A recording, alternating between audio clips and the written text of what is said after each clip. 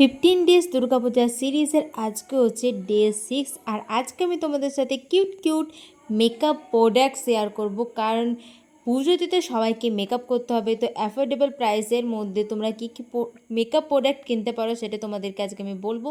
তো এখানে আমি তোমাদের সাথে ইনসাইড কসমেটিকের একটা কনসিলার শেয়ার করছি, যেটা সেটটা আমি জানি না আমার ম্যাচ করবে কিনা। আমি প্রথমবার কোনো কনসিলার ইউজ করছি, তা আবার অনলাইনে। ঠিক আছে, আমি অফলাইন ইউজ করেছি, বাট অনলাইন থেকে পারচেস আমি কোনোদিনও করিনি, কারণ আমি সেট নাম্বার জানি না, নিজের সেট নাম্বার আমি নিজে জানি না। তো প্রথমে তো ব্লেন্ড করতে অসুবিধা হচ্ছিলো, বাট তারপর দেখলাম যে স্কিনের সাথে ব্লেন্ড হয়ে গেছে। তারপরে এখানে ইনসাইড কসমেটিকেরই আমি এখানে ব্লাশ ইউজ করছি। এই প্রথমবার আমি ক্রিম ব্লাশ ইউজ করছি, এর আগে আমি পাউডার ব্লাশটা ইউজ করেছিলাম। এবার আমি প্রথমবার ব্লাশ ইউজ করছি, ক্রিম ব্লাশ।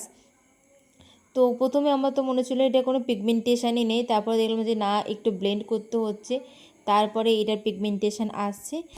আমি ব্লাশটা লিপসে ইউজ করেছিলাম, তো আমার লিপসে একটু বেশি ভালো লেগেছে ইউজ করে।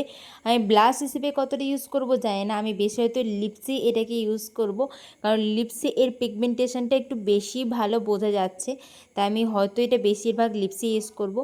এরপর আমি নিয়েছিলাম ইনসাইড কসমেটিকেরই একটা ব্রাউন কালারের লিপস্টিক, কারণ অনেক দিন থেকে আমার ইচ্ছে ছিল একটা ব্রাউন লিপস্টিক ইউজ করব। তো এইগুলো লিঙ্ক যদি আমি পারি তো ডেসক্রিপশান বক্সে অবশ্যই আমি তোমাদেরকে প্রোভাইড করে দেবো।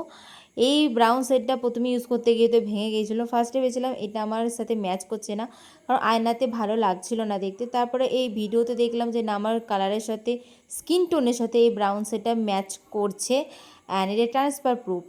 তোমরা যদি চাও এই মেকআপ প্রোডাক্টগুলো ইউজ করতে পারো। আজকের মধ্যে এত দূরই, টাটা।